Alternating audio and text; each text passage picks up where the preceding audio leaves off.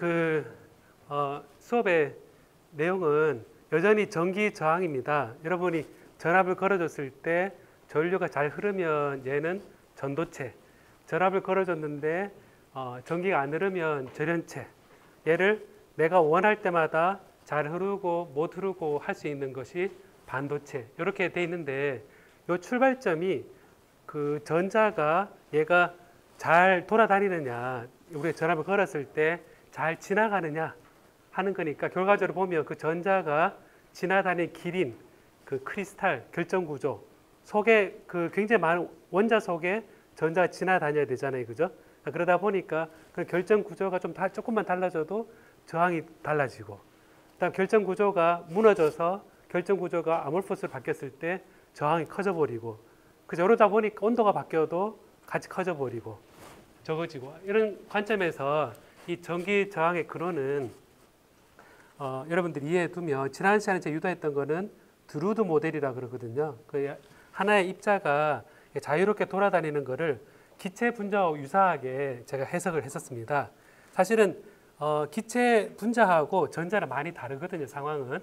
왜냐하면 기체 분자는 빈 공간에 막 왔다 갔다 하는데, 전자는 빽빽하게 원자 속에 원자 속이 빽빽한데 그 사이를 전자가 비집고 왔다 갔다 하는 거잖아요, 그죠?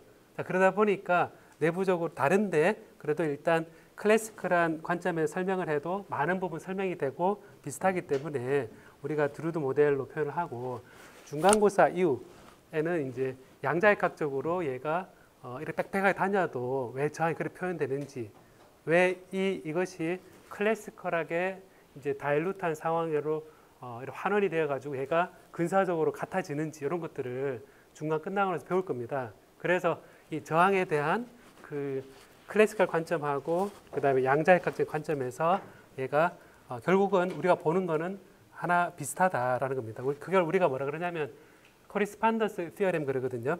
이 양극단 상황에 대해서 클래시컬하거나 아니면 양자역학적이거나 내가 원하는 게 우리가 보는 상황에서는 유사하게 만들 수 있다는 겁니다. 자, 그래서 지난 시간에 이제 잠깐 전자가 막 자유롭게 돌아다니는 상황을 얘기하면서, 이게 전체적으로 군을 이루고 전체 군이 평균적으로 얼마나 가겠는가 드리프트하게 되고, 평균 속도에 대해서 구하면서 자연스럽게 우리가 바깥에 흐르는 전류가 매크로스코픽한 전류 덴시티가, 전류 밀도가 마이크로스코픽하게는 한 개짜리가 속도 평균 VDX로 날아가고 있고, 그 다음에 그 한 개짜리가 아닌 단위 부피당 N개이고, 그래서 이게 Q거든요. 이게 Q의 속도를 곱을 값이 실제 마이크로스코픽한 전류 덴시티, 커런트 덴시티고, 크게 우리 측정할 때 면적분의 전류 하는 커런트 이 두 개가 연결되더라 라고 했었고, 그 다음에 이제 충돌이 이제 있으니까 저항이 생기더라 라는 겁니다. 충돌이 mean scattering time인데 다른 말로 relaxation time이라 하기도 하고, 그다음 격자 진동이나 결정의 결함, 불순물에 의해서도 얘가 충돌하기 때문에 저항이 됩니다. 그래서 이 충돌 시간이 들어가서 우리가 모빌리티라는 값도 정의를 하고, 그 다음에 전기 전도도라는 것도 다 이 그 캐리어 농도와 충돌 시간과 질량으로 나눠지고요. 여러분 그 전기회로 시간에 이 저항의 심볼이 어떻게 됩니까? 기호가. 전기회로 시간에 저항의 심볼이 어떻게 됩니까? 예? R인데 기호를 어떻게 표현하죠? 이렇게?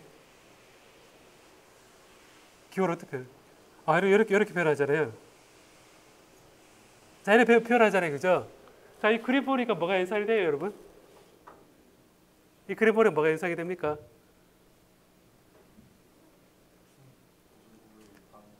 예? 구불구불에 방해될 것 같다. 예, 구불구불 방해되는 게 맞죠, 그죠? 충돌하니까. 가만히 해보면 이렇습니다. 전자가 지나가는데 저항은 여기서 충돌하고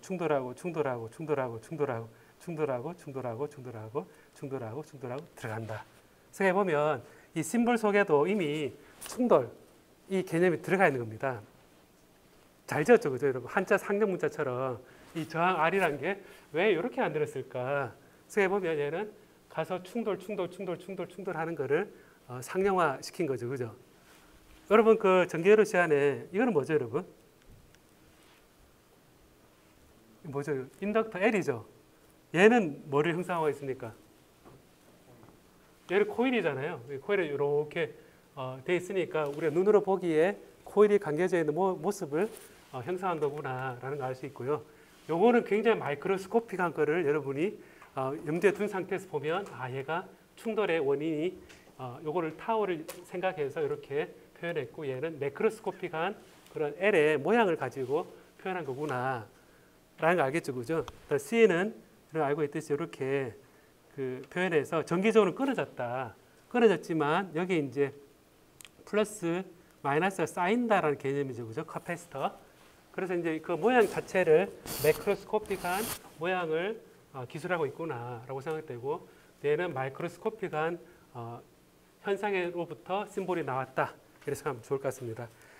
자, 그래서 충돌이기 때문에 이제 지난번 얘기할 때 온도가 바뀔 때마다 저항이 바뀐다라고 얘기를 했었습니다. 그래서 제가 그 NS로 표현되어 있는데 스캐터러의 그 단위 부피당 밀도를 해서 이거를 열적 진동을 하고 있는 상황에 진동을 많이 하면 많이 할수록 이게 전자 입장에서는 진동 많이 하고 있는 게 충돌할 때가 많으니까 보통 우리가 다르게 얘기하면 그거를 크로스 섹션이 되게 크다고 얘기하거든요. 크로스 섹션이.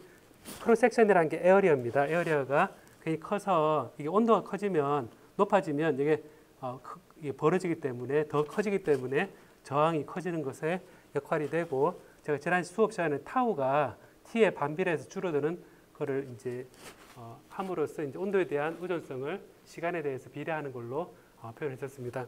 자, 그래서 이 충돌에 관한 관점에서 이게 그렇게 빽빽한 원자 사이를 전자가 막 다닐 때는 이제 여러분 그 굉장히 높은 산에 올라갈 때 계단이 굉장히 많은 거 봤습니까, 여러분? 산에 올라갈 때 중국 이런 데 보면 산은 되게 높은데 계단이 엄청나게 많은 거 봤어요, 여러분? 사진 봤는데 거기 계단을 왔다 갔다 하는데 그 굉장히 많이 왔다 갔다 하는 사람들은 눈 감고도 이렇게 내려올 수 있겠죠.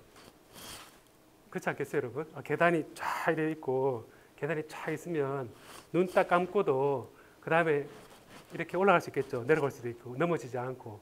근데 제일 무서운 게 뭡니까?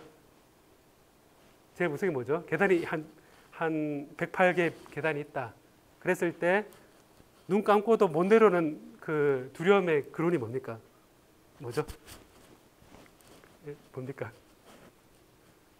어려운 내용이 아니니까. 계단이 되게 많아요. 눈 감고 내려올 수 있습니까? 왜요? 왜 못 내려와요? 무서워. 눈 감으면 안 보이잖아, 어차피. 눈에 배력이 없는데 괜찮지 않을까요? 그러니까 단순히 무서운 거 말고 딴 얘기는 없어요. 안 무섭게 해줄 테니까. 내려올 때 뭔가 좀 보장을, 눈 감고 내려갈 수 있게 한다 그랬을 때 저한테 뭐 보장을 해달라 그런 거 없어요. 높이를 일정하게. 또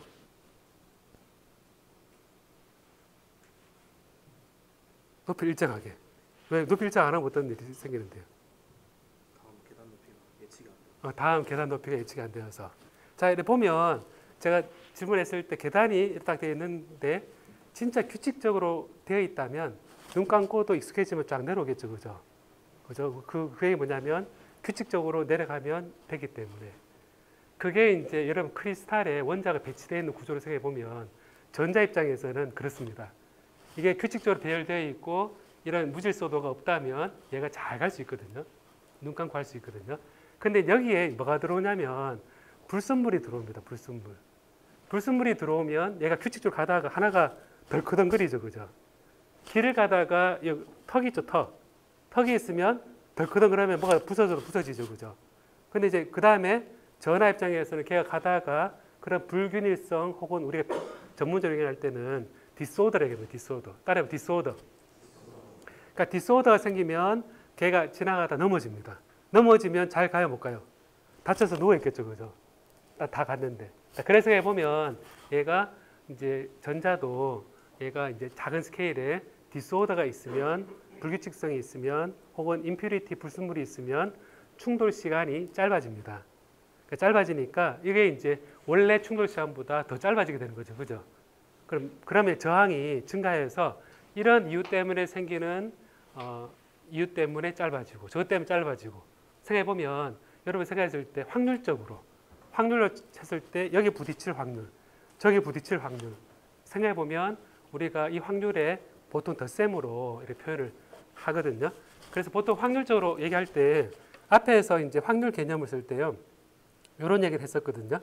뭐냐면 델타 t초 동안의 충돌 확률이 타우분의 델타 t다라고 얘기를 합니다. 그럼 이제 타우분의 델타 t라 그런 얘기는 이제 표현할 때 이렇게 표현하거든요. 타우 시간 후에 충돌이다라고 얘기하는데 그럼 델타 t초 동안의 충돌할 확률이 어떻게 되느냐 하면 타우분의 델타 t가 충돌할 확률이거든요. 충돌할 확률인데 그러면 이렇게 해보면 얘가 이제 원래 n개의 입자가 있었는데요. n개의 차지가 있는데 얘가 충돌하고 나면 충돌하지 않는 차지 개수가 몇 개 되느냐 하면 우리가 얘기할 때 델타 n은 어떻게 되냐면 타우분의 델타 t가 충돌할 확률이고 그 다음에 여기에 이제 그 원래 n에다가 충돌할 확률을 하게 되면 델타 n만큼 원래 n에서 줄어듭니다. 이렇게. 그러니까 원래 대문자 n개만큼 있었거든요. 가다가 딱 충돌했어요. 이렇게. 충돌할 확률이 타우분의 델타 t인데 그러면 원래 n개에서 충돌했으니까 충돌하지 않은 것들은 그만큼 줄었을 거잖아요. 그죠? 그러니까 줄었는 양이 델타 n으로 표현했을 때 원래 n개에서 확률을 고분해서 타우분의 델타 t만큼의 줄어서 원래 n에서 n-델타 t만큼 원래 n 개수가 줄었거든요. 자, 그래서 이거를 표현하게 되면 여러분 잘 알고 있는 식들이 나오죠. 그죠? 이거를 dn에 이제 n 이런 식으로 표현하게 되면 타우분의 dt다가 되니까 이거를 생각해 보면 이걸 적분을 하게 되면요. 이걸 적분을 해보면 이렇게 되겠죠. 예, n0에서 n까지고 t0에서 t까지다 그러면 얘는 로그 n0분의 n이고 얘는 마이너스 타우분의 t 마이너스 t0가 되겠죠. 그럼 n은 n0에서 엑스포넨셜의 마이너스 타우분의 t 마이너스 t0다 라는 게 이제 결과적 충돌에 의해서 계속 가는 것에 대한 렐락세이션 쭉 줄어드는 것을 우리가 볼 수 있습니다. 그러니까 이게 이제 시간에 대해서 쭉 줄어드는 거거든요. 확률적으로. 원래 n개가 이렇게 쭉 줄어드는 겁니다. 자, 그래서 이거를 보면 이게 이제 충돌해서 줄어들 확률을 얘기하는 건데 그럼 시간에 대해서 이렇게 줄어드는 거잖아요. 그죠? 그럼 이제 이걸 보면 예를 들어서 충돌이라 그랬는데 충돌의 원인은 많이 있겠죠. 원인. 많이 있는데 여러분 학교 오면서 충돌할 수 있는 충돌해서 지각할 수 있는 모든 요소를 한번 얘기해 볼래요, 한번? 여기 안 남아 있고 계속 그쪽에 충돌해서 소위 못 들어올 확률을 한번 이벤트를 다 얘기해 봐요. 네? 버스 시간 지연 또 그러니까 버스를 못 타서 늦어질 확률 또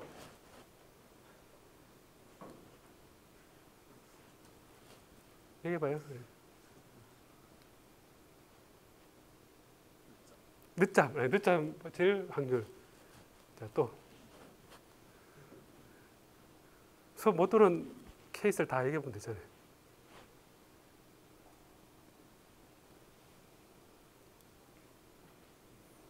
얘기해봐요. 다 웬만하면 다 있을 것 같은데.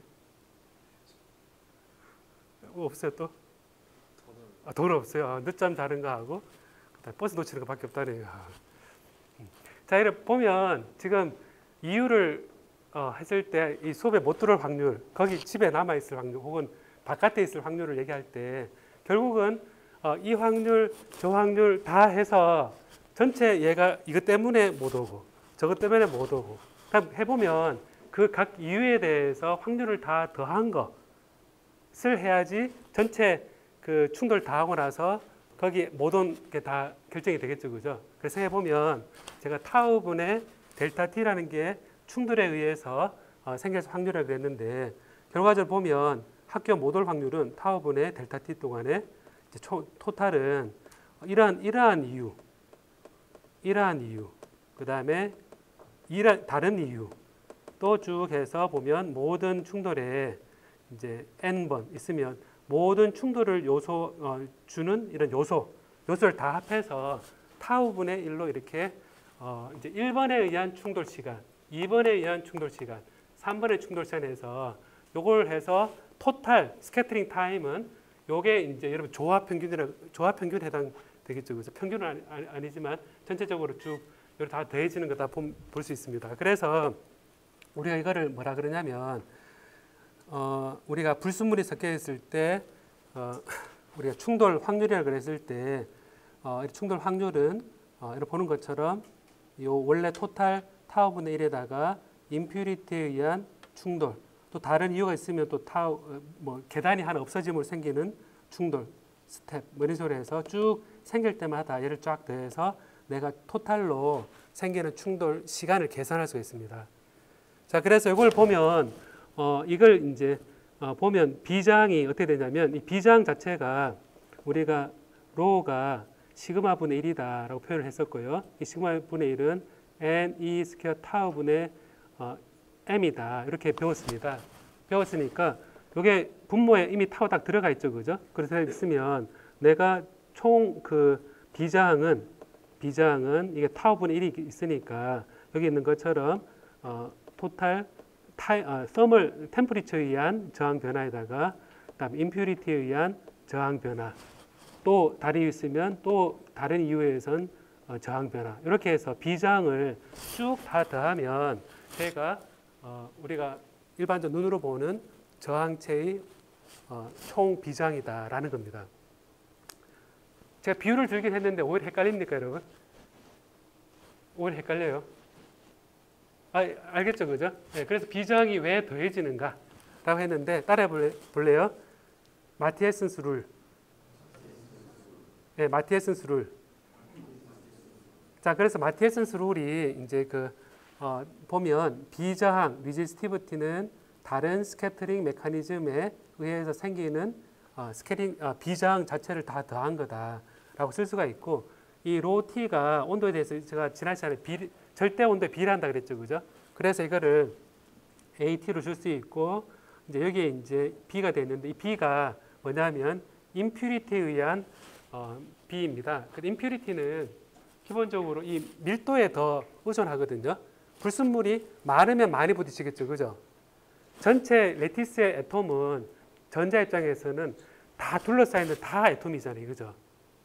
그러니까 전자 입장에서 그 결정을 이루고 있는 애톰들은 완전 둘러싸여 있잖아요, 그죠? 둘러싸여 있으니까 걔가 온도에 따라서 막 진동하면 바로 더 커지는데, 보면 뭐 100만 개 중에 하나 저기 임퓨리 딱 들어가 있다. 그러면 가다가 계단 하나가 싹 없는 그런 형태니까 저항이 커지겠죠, 그죠?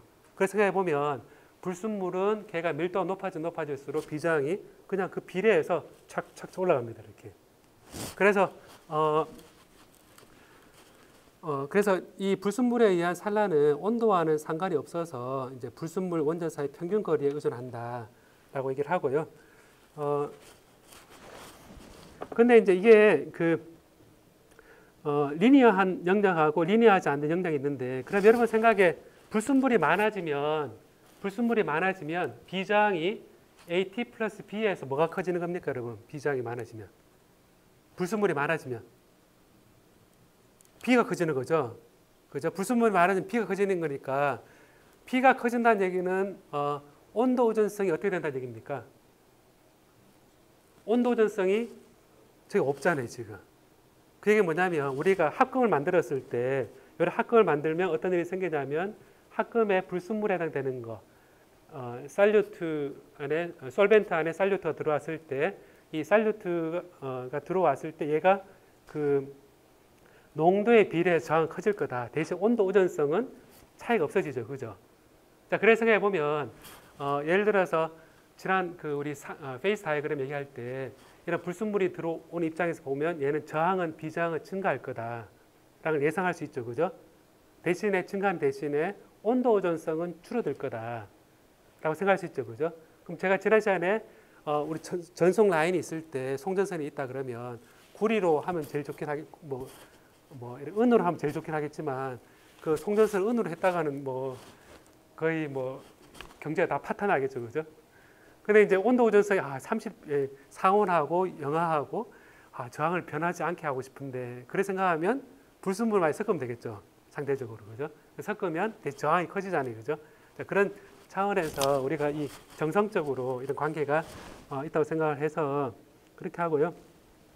자, 그래서 이거를 온도 오존성을 얘기할 때 보통 식을 이렇게 표현을 합니다. 로는 로 제로에 1 플러스의 알파 제로에 t 마이너스 t 제로다, 이렇게 표현해서 온도 변화에 대해서, 그 다음에 비장은 요 비례 개수가 알파 제로 되어 있고 식이 이렇게 주어지고, 이 알파를 우리가 뭐라 그러냐면 TCR 이라 그럽니다. Temperature Coefficient of Resistivity. 그래서 온도에 대한 저항 의존성을 표현을 합니다. 그래서 알파 제로를 이제 보면 알파 제로는 노멀라이즈된 값이고 시간에 온도에 대해서 비장이 변하는 건데 상대 변화율, 요거를 이제 온도에 대한 변화율 나누기 원래 저항 비장으로 나눠주면 이게 상대 비장의 온도 비율이니까 t는 t0를 해서 이렇게 해서 우리가 연습 문제에 보면 요거를 이제 온도 의존성이 이렇게 된다. 그래서 저항이 얼마가 될 것이냐. 예를 들면 상온에서 비장이 얼마다. 그리고 이 비례상수가 얼마다. 그랬을 때 영하 몇 도에서는 어떻게 될 것이냐. 라는 식을 가지고 이제 얘를 가지고 로 제로하고 알파 제로만 알면, 그리고 t 제로에서 알면 다른 온도에서의 비장을 다 알기 때문에 얘를 다 계산할 수 있겠죠, 그죠? 근데 이제 이 알파 제로가 온도에 따라 다릅니다. 온도에 따라 달라서 이 알파 제로가 온도 다른 거를 이제 고려해서 이제 다른 온도에서 어떻게 식을 표현하는가 하는 것도 연습 문제 나오거든요. 그리고 이제 여기에서 보면 마그네틱 임퓨리티로 되어 있는데 이 로가 이제 온도에 대해서 이렇게 좀 비선형적으로 의존할 수도 있거든요. 그래서 여기 보면 로가 로 제로에 t 제로분의 t n성이다 이렇게 표현하면 t의 일성이 우리가 선형으로 비례하는 거잖아요. 선형으로 비례하는데 이게 이제 마그네틱 임퓨리티가 있는 경우는 n이 2에 가까워집니다. 그래서 여러분 교재에 보면 마그네틱 임퓨리티가 들어가 있는 금속인 경우는 온도의 의존성이 n이 이제 t에 대해서 증가하는 게 1성이 아니라 2성에 가깝거든요. 그럼 교재 뭐가 그러냐? 여러분 자료에 나와 있거든요. 한번 보면 왼쪽 표가 있죠, 그죠? 표가 있는데 그 표에서 보면 니켈 있고 뭐 굴이 있는데 거기에서 여러 수업 자료에서 철하고 니켈에 있어서 n 값이 어떻게 주어지는지 한번 찾아볼래요, 한번? 표가 있습니다. 철하고 니켈 찾아보면 있죠, 그죠? 저도 찾았네. 불러줄래요, 한번? 위에서부터. 위에서부터 n을 한번 불러줄래요? n을 한번 불러줘요. 처음에 뭐는 1.2. 알루미늄이 1.2. 1.27. 구리가 1.16. 골드가 1.13. 1.31.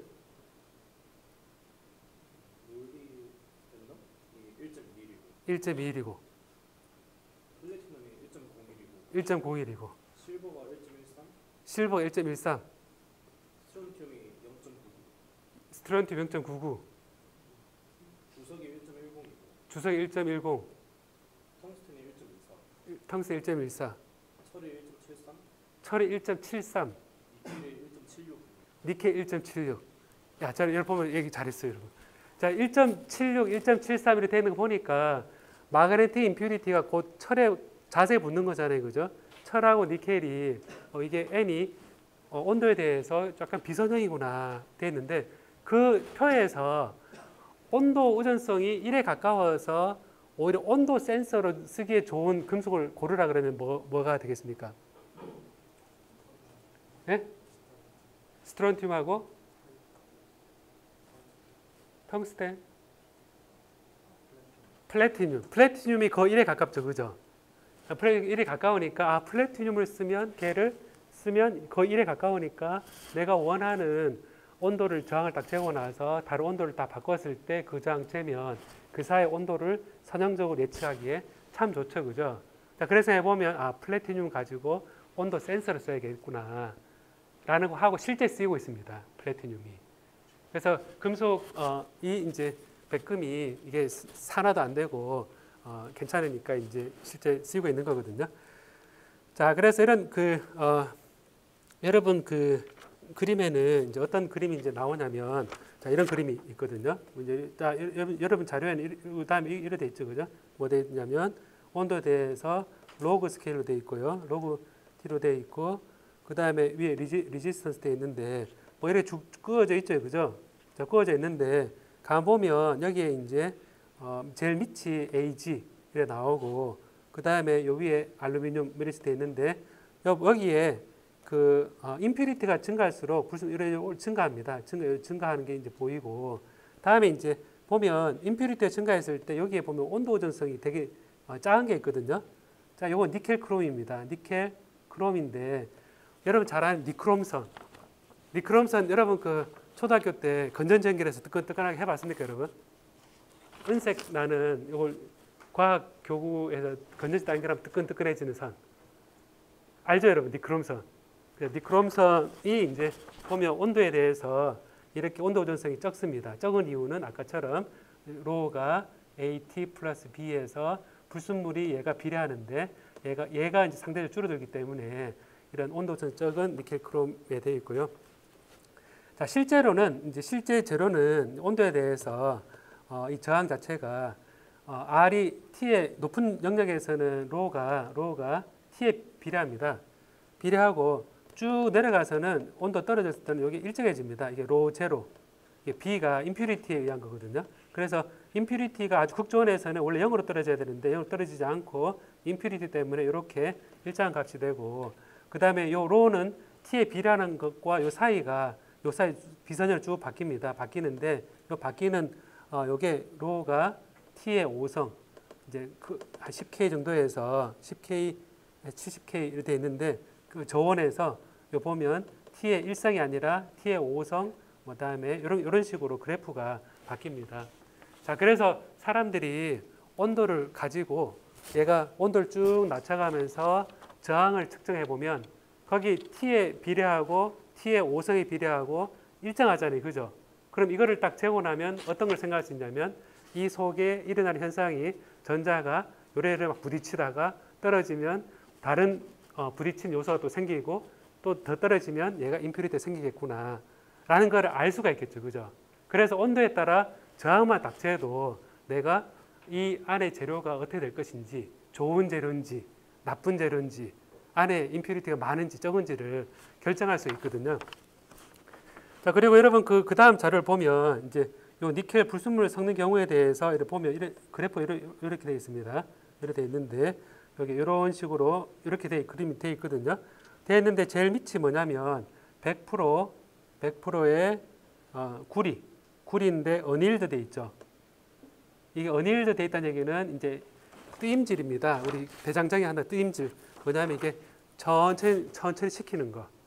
천천히 식힌다는 얘기는 금속을 뚝 달궜다가 얘가 막 움직일 수 있는데 천천히 식히면 얘가 자연스럽게 제자리 돌아가면서 잘 정렬이 되겠죠, 그죠? 잘 정렬이 되면 저항이 제일 적습니다. 그래서 제일 낮은 쪽이 100% 쿨이 어닐드 되어 있고 바로 위가 뭐가 되어 있냐면 뭐가 되어 있죠, 여러분? 뭐가 되어 있어요? 바로 위에 뭐로 되어 있어요? 100% 큰 소리로 얘기해 주세요. 100% 카파의 디폼드. 뭐냐면 이게 변형된 거죠. 구리가 변형됐다는 얘기는 뭐 망치를 뚱뚱 때려가지고 얘를 뭐 압축시킨다거나 아니면 이게 막 억지로 늘려가지고 얘가 원래 결정 구조가 좀 바뀌는 겁니다. 자, 그 다음에 보면 디폼드 돼 있고 그 다음부터 어떻게 되냐면 이제 차례도 올라가죠, 그죠? 뭐냐면 차례로 쭉 올라가는데 쭉 이렇게 올라가고 또 올라가는데 요 같은 간격으로 올라가거든요. 같은 올라가는데 그 표가 어떻게 되냐면 니켈 양이 이렇게 선형적으로 이렇게 늘어납니다. 늘어나면서 불순물이 늘어나면서 이렇게 비저항이 증가하더라 하고 이제 요 로제로하고 비교해 가지고 우리가 로는 AT 플러스 B를 얘기할 때 이 B 값이 요 니켈의 이 카파 니켈의 요 니켈의 불순물 올라가면서 증가하는 것을 이제 보여주고 있거든요. 자, 그래서 이 비저항에 대해서 이제 그 저항을 측정하면 굉장히 그 유용한 게 많거든요, 여러분. 많아서 얘가 디폼돼도 저항이 달라지는구나. 온도가 바뀌어도 달라지는구나. 딱 생각해 보면 디폼되면 얘가 달라진다. 그랬을 때 우리가 이제 이런 거를 이제 실제 이용한 것들이 있거든요. 뭐냐면 이런 거. 뭐라 되어 있습니까, 여러분? 읽어볼래요, 한번 시작. 스트레인 게이지로 적혀 있죠, 그죠? 여러분 수업 자리 없습니다, 이거는. 여기를 보면 돼요. 참고로 제가 넣어놓은 건데 스트레인 게이지 되어 있는데 이런 모양이 여러분 그 있습니다. 오른쪽에 보면 필름이 딱 있는데 여기에 어떻게 되어 있냐면 여기에 그 전극이 있고 이렇게 계속 길게 이렇게 늘어났거든요. 이렇게 보면 이렇게 전극이 두 개 있고 얘가 이렇게 전기장판처럼 조그맣게 만들어 가지고 이렇게 되어 있습니다. 되어 있고 얘가 이제 보면 화살표로 되어 있는데 얘가 찌그러지거나 좀 늘어나거나 이렇게 하면 여기에 2단자의 저항이 달라집니다. 저항이 달라지는데 그래서 요 재료를 가지고 전류 전압 관계에서 저항이 달라지는 거를 전에 디폼 되는 거하고 저항 달라진 걸 표로 딱 만들어 놨습니다. 밖에 파는 그거는. 그럼 그걸 보면 얘가 찌그러진 거를 알 수가 있겠죠. 그죠? 그죠? 지금 알 수 있겠죠. 그죠? 그럼 예를 들어서 이거를 우리 몸에 붙였다. 몸에 붙여가지고 저항을 측정 그러면 몸을 막 이렇게 왔다 갔다 하고 있으면 붙어 있는 패치가 여러분 그 데일밴드 생각해 보면 패치가 늘었다 줄었다 떨어지겠죠. 그죠? 그래서 해보면 이런 식으로 스트레인 게이지라 그래서 이렇게 딱 붙인 게 스트레인에 의해 저항이 바뀌는 그런 걸로 바꿀 수 있거든요. 그러면 이거를 이런 게 건물에 붙이면 어떻게 되겠습니까? 이 건물에 곳곳 스트레인 게이지가 붙어 있거든요. 건물 붙어 있으면 어떻게 되겠습니까, 여러분? 건물에 붙어 있으면 어떻게 될 것 같아요? 얘기해봐요 한번. 괜찮을 것 같아요. 왜 붙여놨죠, 건물에? 붙일 필요 없는 것 같아요? 왜 붙여요, 그러면? 괜찮아요. 생각해봐요, 한번.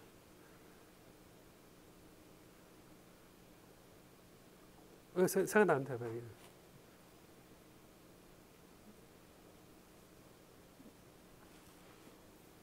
대신 생각해봐요, 한번.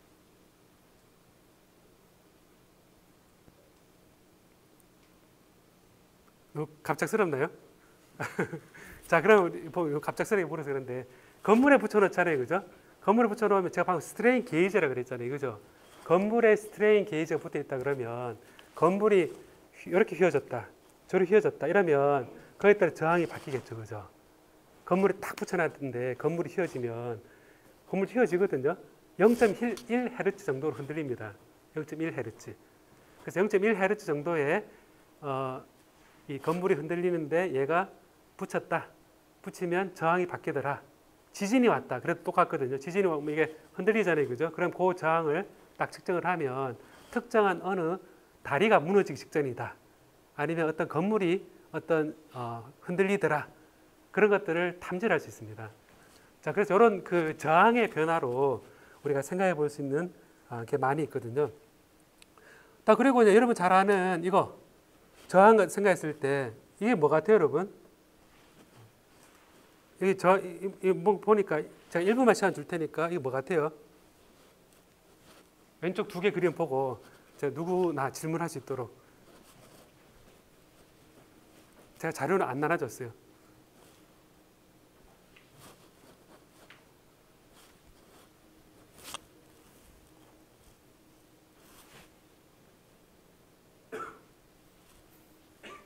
한번 이제 해볼까요, 한번? 자,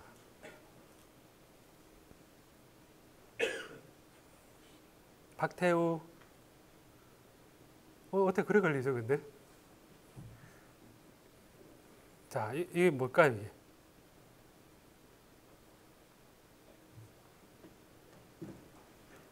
뭐인 것 같아요?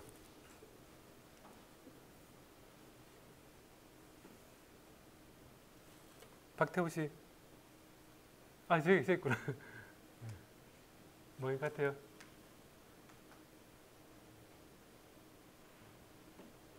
잘 모르겠어요. 네, 괜찮습니다. 어차피 자, 한 사람만 더 물어볼까요? 한번. 저 그림이 뭘까? 왕가우걸씨? 잘 모르겠어요. 네. 한 사람만 더 묻자.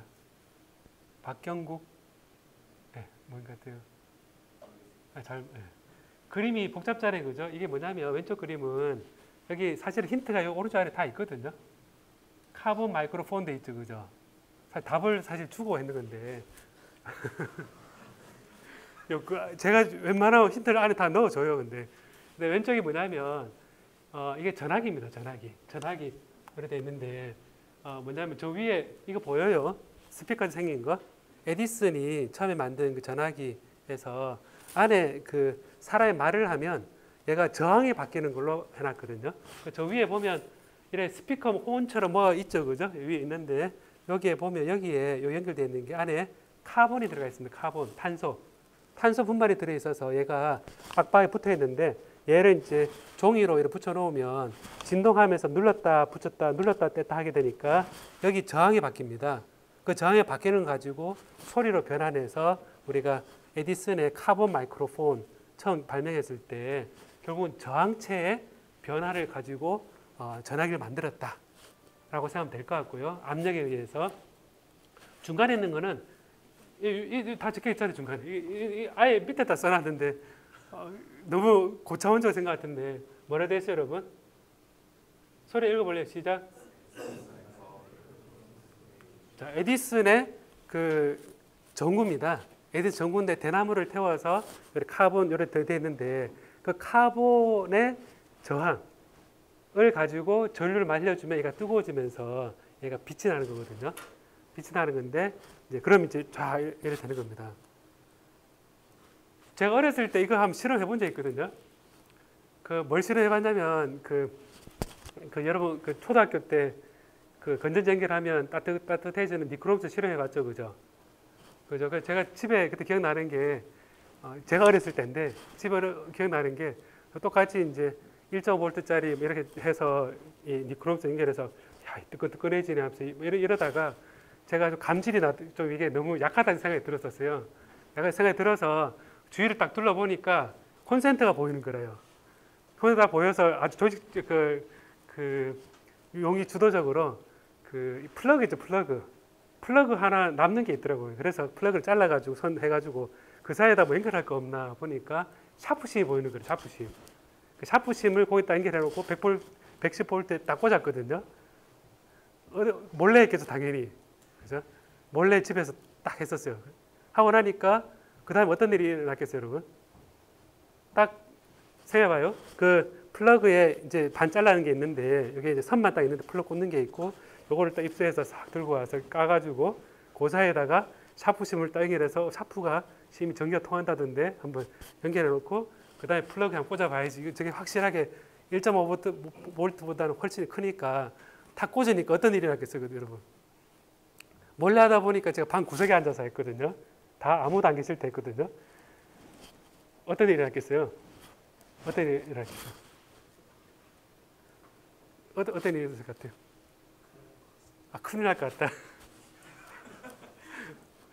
제가 해보니까 어떤 일이 나면 기억나는 게 컴컴한 구석에 들어가서 플러그 있는데 탁 꽂는 순간 어떻게 되냐면 얘가 환하게 되는 거예요. 전구가 되는 거예요. 전구가. 아, 이거 전구가 되는데 이래 그 컴컴한 속에 환해지는 거예요. 이렇게 컴컴한데 환해지면서 야 이렇게 하고 있는데 그 다음 어떤 일이 나냐면 얘가 증발해 버렸어요. 샤프심이. 그 샤프심이 쫙 증발해서 불이 꺼지더라고 보니까. 네, 그런 일이 이제 불이 안 꺼지도록 만드는 게 에디슨의 요 벌브 해놓고 다른 거 산소가 안 들어가게 하고 가스를 해주면 걔가 안 증발하고 걔가 빛으로 그 전구로 되겠죠, 그죠? 근데 공기 중에 하게 되면 산소가 많기 때문에 CO2로 결합해서 날아가요.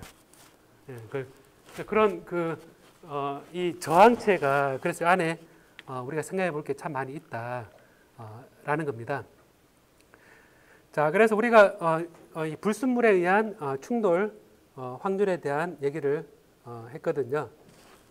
어떻게 여러분 이 저항체에 대해서 조금 이해가 됩니까, 여러분? 지난번 온도에 대해서 바뀌는 거, 그 다음에 지금 불순물에 의해서 바뀌는 거, 마티 에센스 룰 하는 그 부분을 했었고, 요거에 대한 예제도 좀 풀어보려고 하는데, 예제 풀기 전에 여러분 제가 동영상에는 녹화를 해놨거든요. 뭘 해놨냐면 동영상에다가 이제 불순물이 섞여 말고 이거 말고 합금의 저항. 제가 합금의 저항이 보면 이렇게 되어 있습니다. 제가 설명했기 때문에 짧게만 얘기를 하게 되면 니켈과 크롬이 있으면 크롬의 함량이 늘어남에 따라 저항이 증가하고 온도 오존층이 감소하더라라고 되어 있는데 따라해볼래요? 노을드 하임스 룰. 네, 노을드 하임스 룰. 그래서 이게 이제 어타믹 프랙션입니다. 그러니까 불순물의 원자수의 비율에 따라서 살루트 애톰이 이제 들어가면서 납에 이제 주석이 들어갈 때 여기에서 이제 이런 그래프를 불순물이 증가하면 이렇게 증가합니다. 증가하고 또 반대편에서 보면 반대편이 이제 이게 불순물이니까 이렇게 또 증가하거든요. 그래서 이런 그래프를 CX1-X, X가 원자수 비율입니다. 그러니까 웨이트 퍼센트가 아닙니다, 여러분. 페이스 다이어그램 할 때는 웨이트 퍼센트였죠, 그죠? 웨이트 퍼센트였는데 지금 비장을 얘기할 때는 원자수 비인데 이거는 이제 원자수로 이제 이게 원자가 배열되어 있을 때 불순물이 몇 개마다 한 개씩 들어가느냐를 생각하게 되면 이런 원자수 비율을 따라서 이런 비장이 잘 섞인 케이스입니다, 여러분. 이게 항상 많이 헷갈리던데 노을드 하임스 룰은 잘 섞여서 골고루 섞여서 혼합물이 되어 있는 상태에서 혼합물이 되어 있는 어타믹 레이쇼가 이렇게 하나의 상입니다. 하나의 상이 이제 요렇게 저항이 증가했다가 감소하더라라고 얘기하고 이게 특정한 경우에 특정한 정수비에서는 이렇게 떨어지게 되기도 하거든요. 이거는 이제 우리가 스토이키아메트리라 그래서 우리가 정수비에 해당되는 만큼 얘가 섞였을 때 얘가 랜덤하지 않고 어떤 규칙에 의해서 되는 경우는 이렇게 떨어지더라. 그 이외에는 이렇게 균일하게 이런 관계를 따지게 되거든요. 그리고 이제 완전 상이 다른 경우, 헤테로지니어스 믹스처인 경우는 되게 복잡한 거 보니까 제가 녹화에 이렇게 설명을 자세히 했겠죠, 그죠? 되게 그대로 남겼는데 되게 복잡한데 이게 그대로 동영상에 있거든요. 헤테로지니어스한 믹스처인 경우는 여러분 보는 것처럼 이렇게 직렬 연결되어 있다고 생각하거나 병렬 연결되어 있다고 생각하거나 혹은 중간에 이렇게 상이 다른 게 섞여 있는 상황에서 우리가 계산을 할 수 있습니다. 그래서 유테틱 베이스 룰이다. 유테틱으로 되어 있을 때 걔는 이렇게 헤테로지니어스한 그런 재료로 우리가 비장을 생각을 하고 얘가 잘 섞여 있을 때 잘 섞여 있는 경우는 앞에 노을드 하임스 룰에 따라서 이 비장이 어떻게 된다라는 겁니다. 자, 그러면 제가 온도 바뀌면 저항 바뀐다. 불순물 넣어주면 저항 바뀐다. 그다음에 이제 불순물이 잘 섞여 있을 때 노을드 하임스 룰이고 잘 안 섞여 있고 나눠져 있을 때 이게 믹스처 룰이다. 그럼 여러분 저항 다 알았죠? 그죠? 저항 이제 알았는데 그럼 저항을 측정을 해야 되잖아요. 그죠?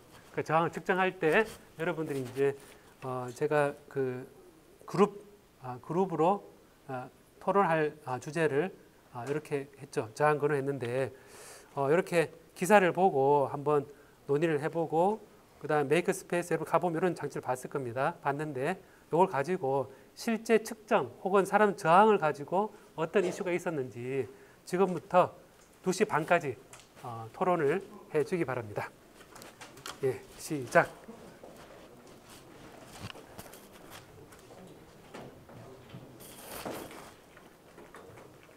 토론 힘들어요 토론?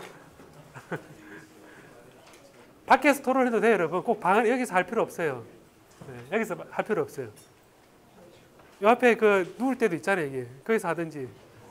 네. 꼭 강의실에서 할 필요 없어요, 여러분. 30분이 되돌아오면 돼요. 5분만 더. 그래, 네. 15분 좀 짧아요? 그럼 20분 줄게요. 35분까지. 네. 꼭 여기 안 있어도 됩니다. 네. 35분까지.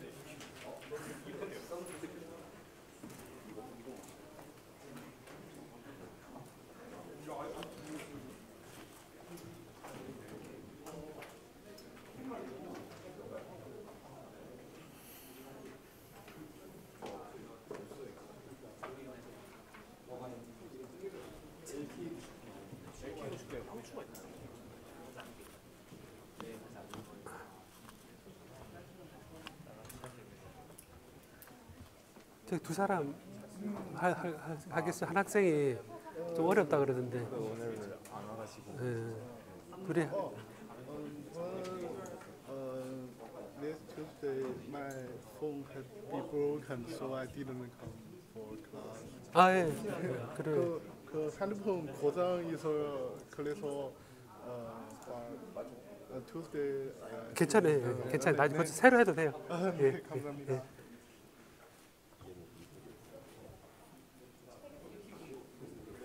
네.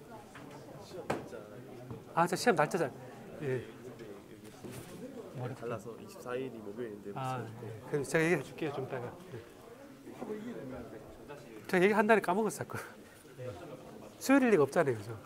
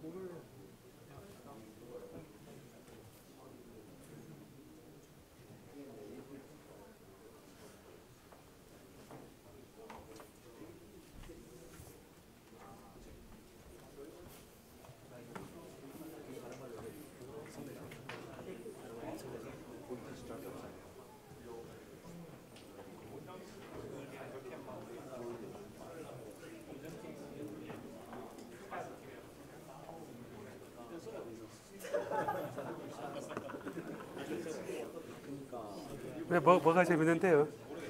네, 뭐가 재밌었어요? 아, 기사가 이거, 아, 그 기사 봐요.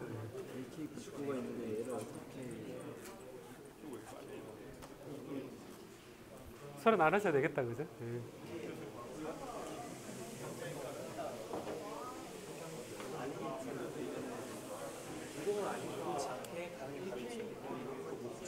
뭐 에러점 없어요. 에러점이 없어요. 할 수 있겠어요? 네.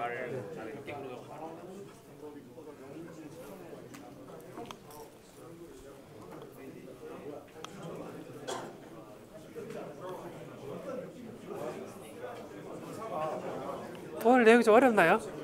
오늘 좀 어려워요 오늘? 아, 짧은 너무 양이 많아요.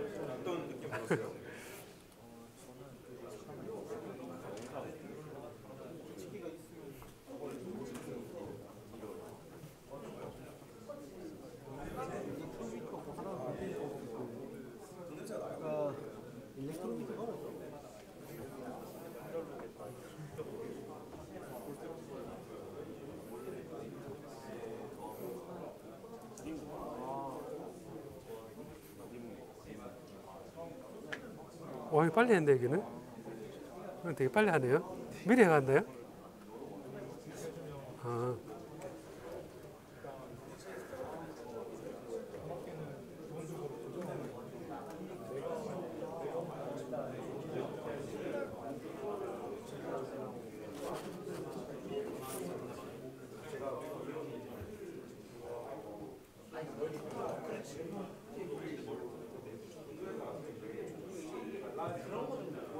선 알아서 보고 있습니까 지금? 네? 아, 예. 이게 뭐 하는 건지 보고 있어요. 아, 예. 아, 요거 보면서. 네. 그냥 멀티미터를 나누는 거 같은데. 그렇죠. 이게 네, 맞아요. 네. 이름에 다 뜻이 다 달려 있죠, 그죠? 이름에.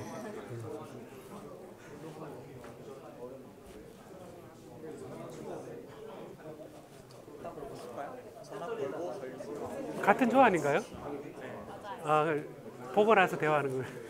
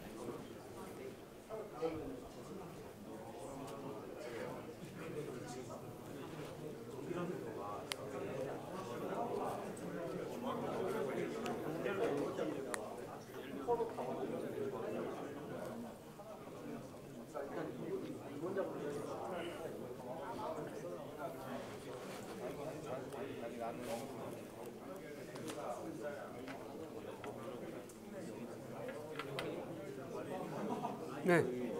기출을 풀어보다가 네. 도저히 모르겠는 게 있어가지고 한번 이걸로 봐. 근데 이제 1번인지 2번인지를 아직도 모르겠어가지고. 아 그래요? 네네.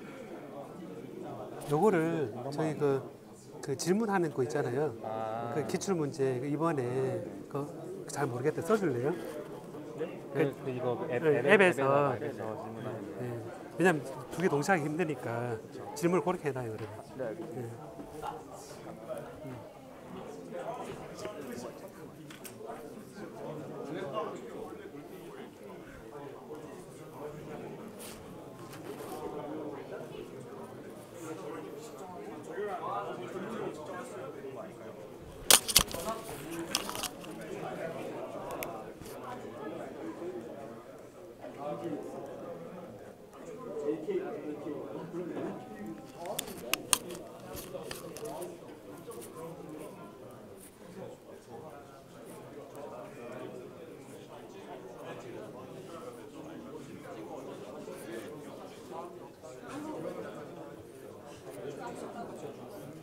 이건 앞에서 읽어보고 있나요 이거?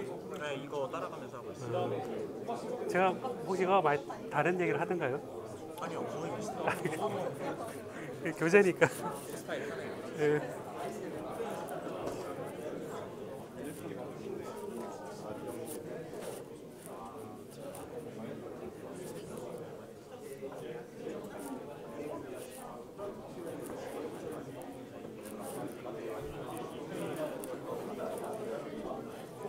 아니면 하나 해먹는 거죠. 뭘 해먹어요? 저 전이 이제 아, 저기 여기에 전압이 얼마만큼 걸릴지를 몰라가지고. 그럼 이걸로 해보고 이걸로 하면 되지 않아요? 아 그러니까 방금 좋은 생이네. 둘다 해보면. 예, 둘 다 해보면 되는 거고. 그러니까 범위가 있겠죠 이런 게. 아, 범위가. 범위.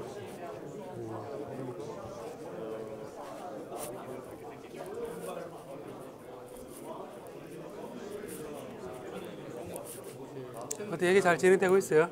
네. 아,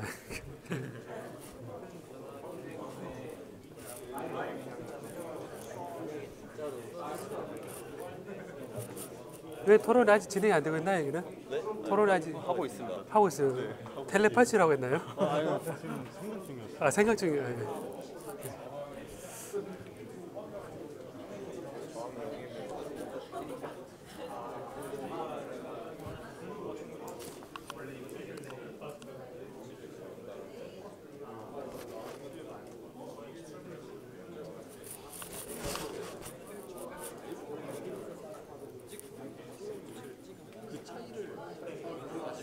원래 알던 정값이 있으니까.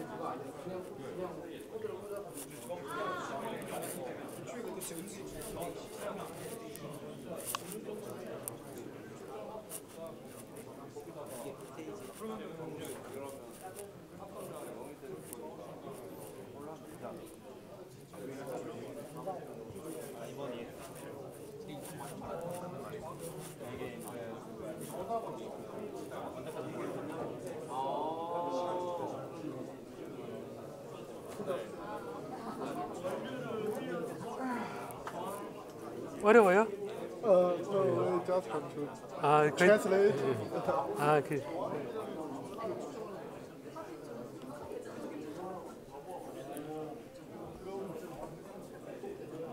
이거는 지금 그래요.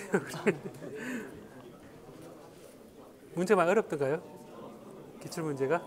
아직 잘 모르겠어요.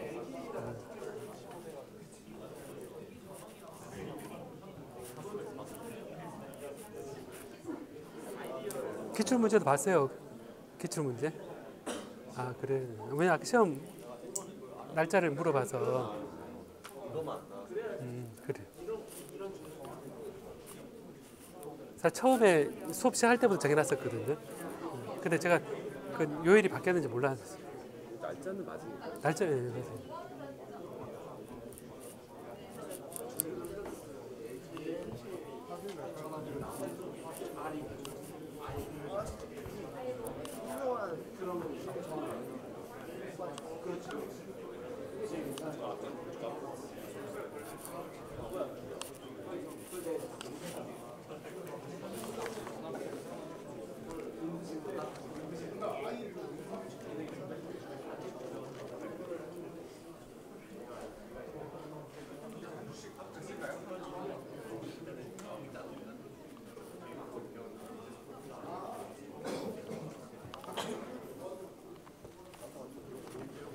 잘 그리네요.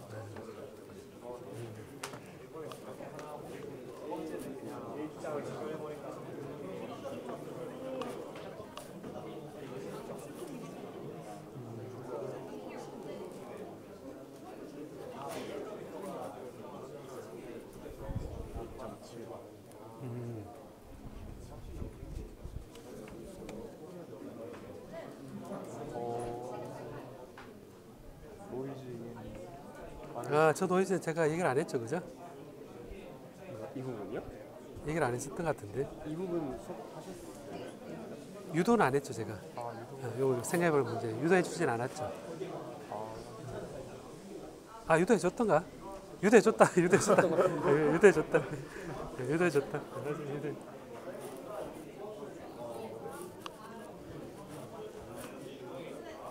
아, 되게 빨리 해서 쉬고 있군요. 아니 그 안 온 친구가 있어서 먼저 이렇게 얘기를 해봐가지고 좀 아, 같이 먼저 얘기를 해서.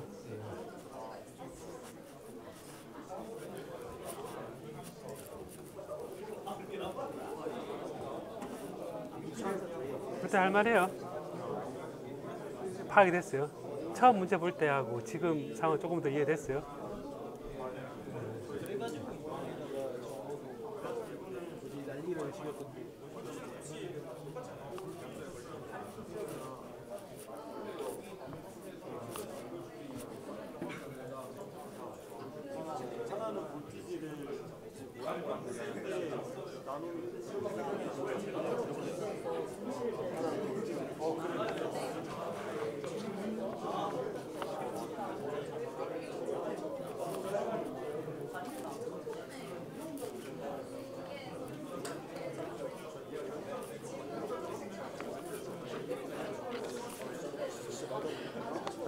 다 끝났어요. 30분이 돼가지고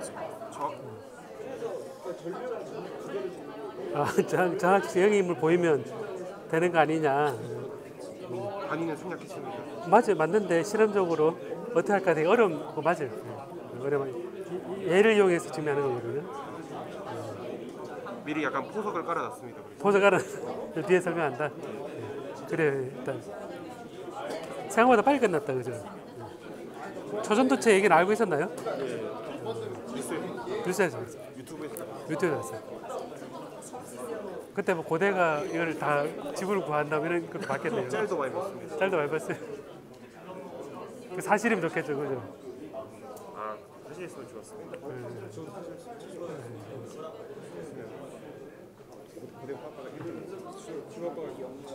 고대 화학과. 이덕배 교수님 랩실 어떤 거요? 아닙니다. 인기가 많았다고요? 많아질 것 같습니다. 어디가요? 아, 여기 수전도. 예.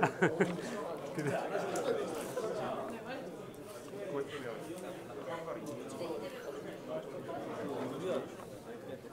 얘기 잘 많이 했네요.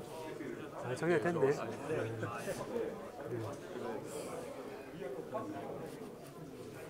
다음에 메이커 스페이스 가면 이거 보면 이제 익숙해지겠다, 그죠? 정확히 거기 찍은 사진이거든요.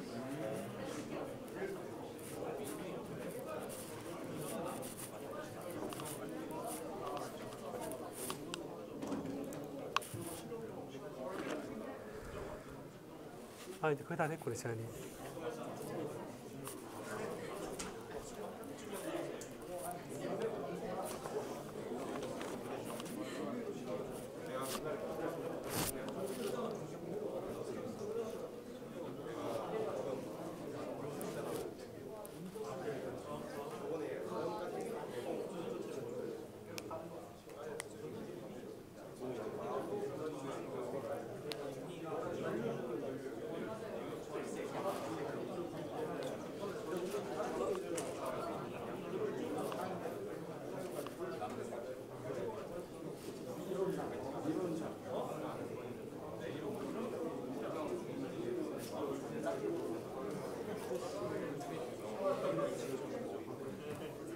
아, 그러니까 이쪽으로. 맞아 맞아.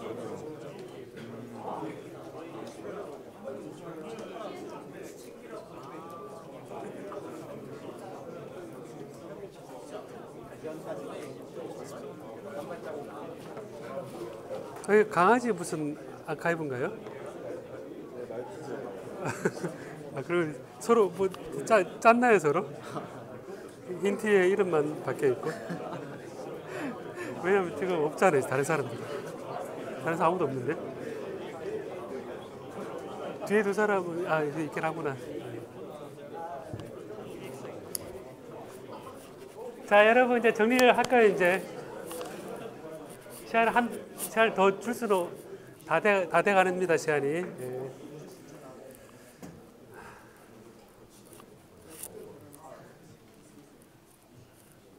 그 앞에 문제는 그 초전도체 최근에 신문에 많이 나왔었죠, 그죠? 그에 대한 얘기를 여러분 의견을 한번 생각을 한번 논의해 보라는 얘기였고요. 두 번째는 메이크 스페이스에 있는 장치거든요. 아마 그 장치를 보고 다음에 가거든. 이게 그런 장치고 앞에 문제가 연결이 돼 있구나. 그래서 비저항, 측정하고 하는 부분에 대해서 연상을 하면 됩니다. 연상. 제가 예.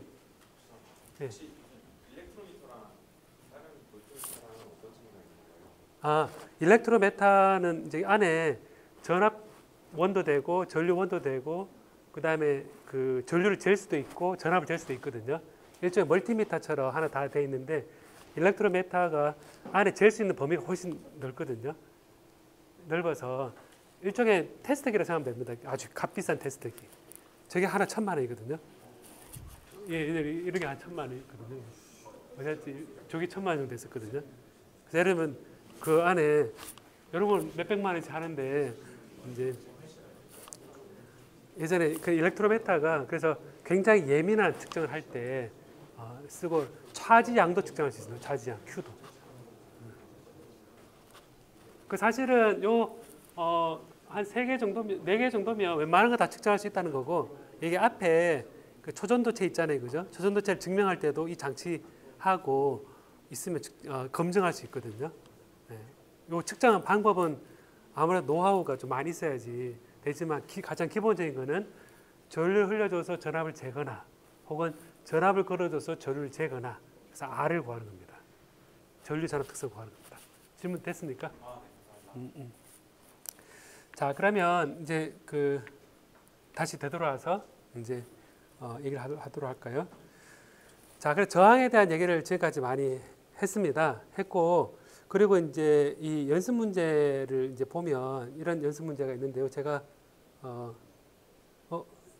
연습 문제 보면 이런 문제가 있거든요. 보면 여기에 2.2번 같은 경우는 뭐 짧게 얘기하면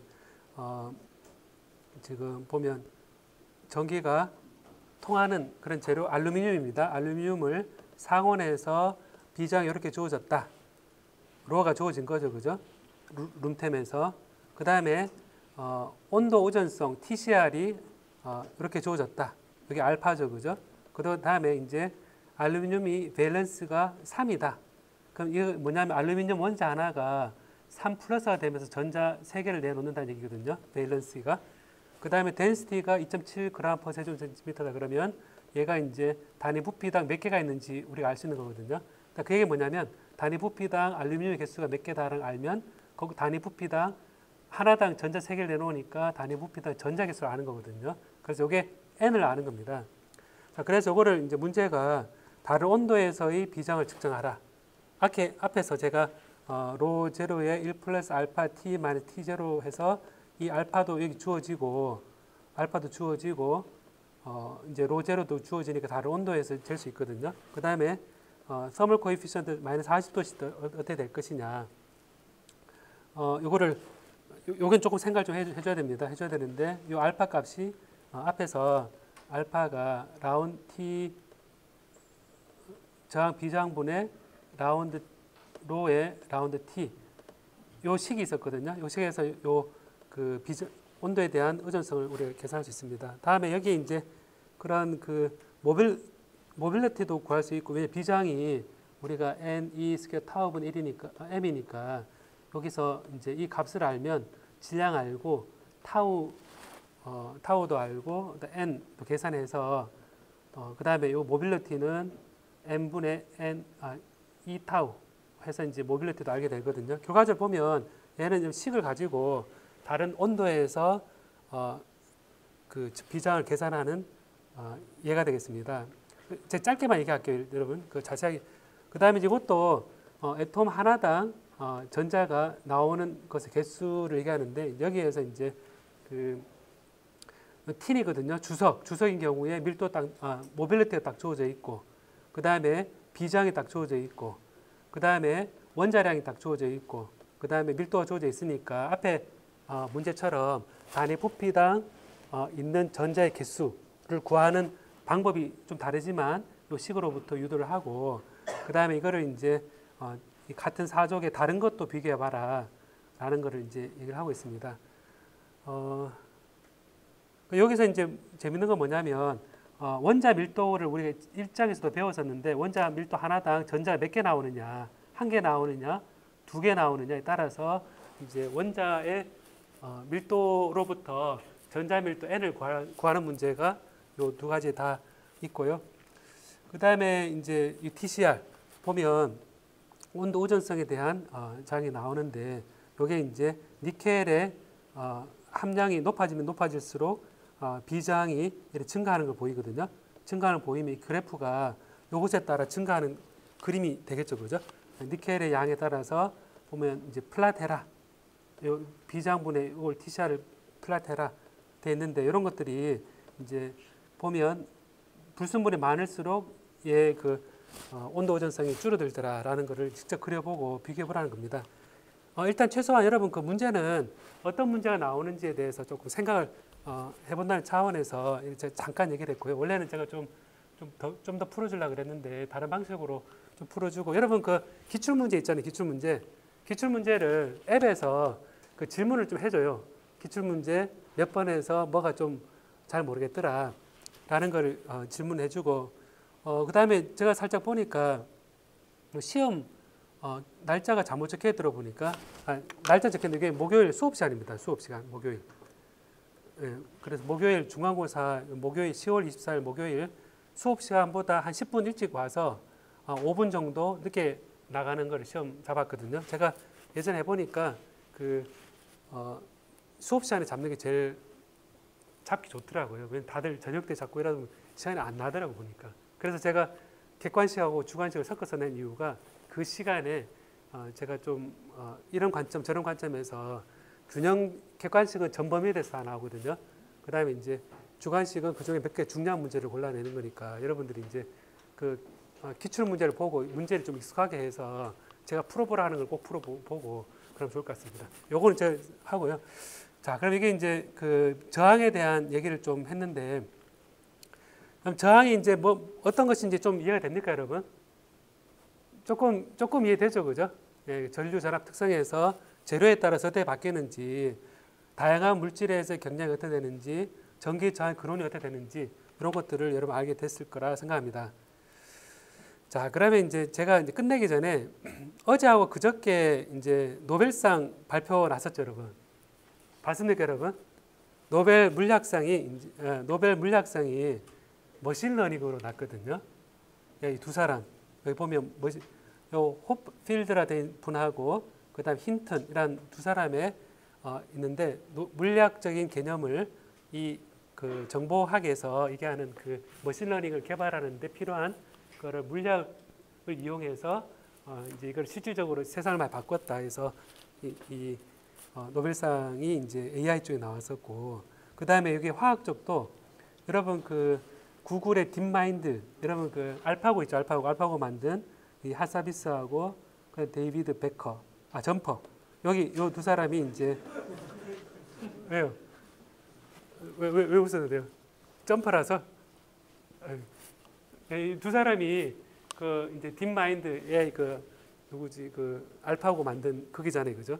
거기 해서 이제 단백질을 예측하는데 이 머신러닝, 딥러닝을 이용해서 그 개발한 사람하고 그리고 다른 방식으로 개발한 이 두 그룹이 발표를 했거든요. 그 제가 느낀 게 이제 왜 이거를 잠깐 보여주겠냐 싶었는 거는 한쪽은 생물학의 AI를 이용을 하고요.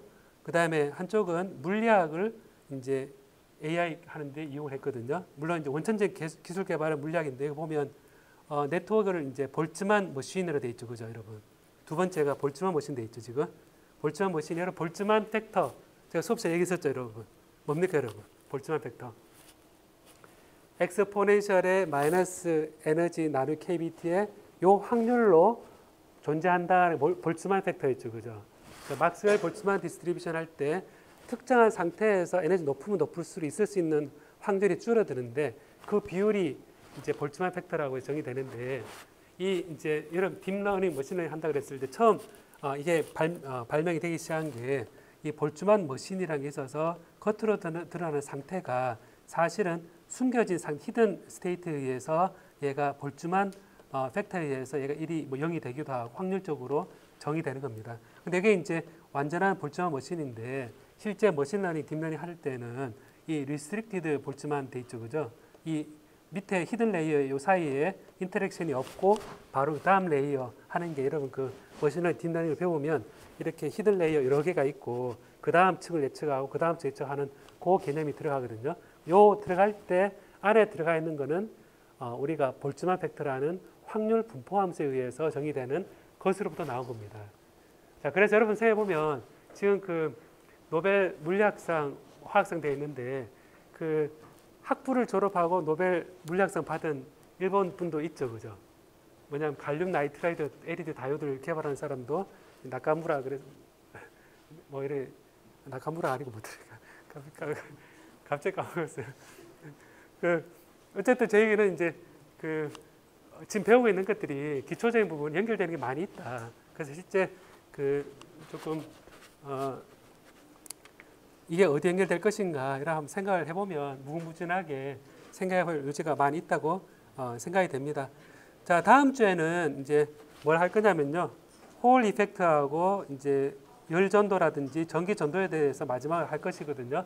여러분 그 문제 풀이는 그 연습 문제에서 똑같이 4문제 골라서 제출하는 거가 될 거니까 미리 좀 풀어두면 좋겠죠, 여러분. 오늘 여기까지 하도록 하겠습니다.